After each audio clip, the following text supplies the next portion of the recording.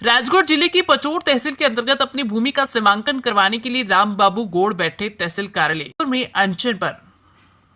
मामला पचोर तहसील के अंतर्गत ग्राम हालूहेड़ी कला तहसील पचोर जिला राजगढ़ का है, जहां पर फरियादी किसान राम बाबू गौड़ अपनी भूमि सीमांकन कराने के लिए तहसील कार्यालय में अनशन पर बैठे हुए हैं।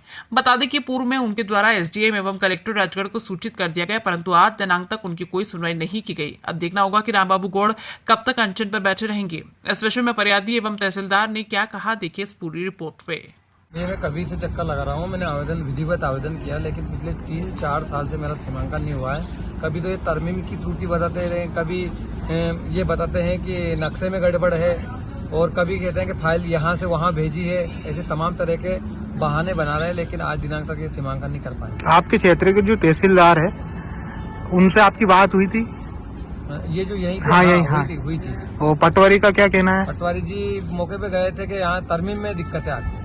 अच्छा, तो आपके पास जब भूमि है या फिर दूसरे के कब्जे में है? मेरे अवैध कब्जा है, किसी का दूसरे का कब्जा है। हाँ, अवैध कब्जा है। आपको जो पट्टा है या फिर आपकी पर्सन भूस्वामी है? भूस्वामी है। ये मेरे पास उसकी पट्टी है, ये भूस्वामी। मैं भूस्वामी हूँ। पट्टा पैतृक जमीन है ये, जो मेरे दादाजी को मिली थी। आप कब से प्रयास कर रहे हो इस भूमि को लेने के लिए? कम से कम मैं 3-4 साल से तो मैं सीमांकन के लिए प्रयास कर रहा हूँ। पहले तो हमने पचोर में दिया आवेदन, लोक सेवा में लगाया। उसके बाद यहाँ से सीमांकन नहीं हुआ है तो अपील की मैंने एसडीएम कार्यालय सारंगपुर में। वहाँ से मेरे पक्ष में फैसला आया और वहाँ से आदेश हुआ है कि इनका सीमांकन किया जाए, लेकिन उस आदेश जारी होने के बावजूद भी सीमांकन नहीं हुआ। और मैंने कलेक्टर महोदय को भी, जो नवागत कलेक्टर महोदय आए, उनको भी अवगत कराया। उनने उनको बोला भी है, निर्देशित भी किया है, लेकिन अभी तक मेरी समस्या हल नहीं हुई। ये जो राम बाबू जी हैं, इनका एक पट्टे की भूमि के सीमांकन के संबंध में इनका कहना है कि मैं अनशन में बैठा हुआ हूँ।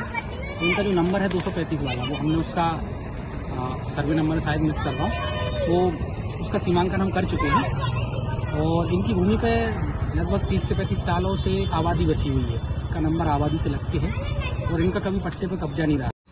श्रीमान कलेक्टर महोदय के यहाँ अभी वर्तमान पट्टे की वैधता विचाराधीन है। इनका कभी भूमि पे कब्जा रहा नहीं है। और जो सीमांकन की बात करा रहे हैं, ये तो मेरे से पूर्व अधिकारी द्वारा भी इनका सीमांकन किया जा चुका है। उनका कहना है कि मेरा अभी तक कोई भी जो मैं नंबर बता रहा हूँ उसका सीमांकन नहीं हुआ है। इनके 2 नंबर है, जिसमें से एक नंबर एक भूमि का सीमांकन हो चुका है।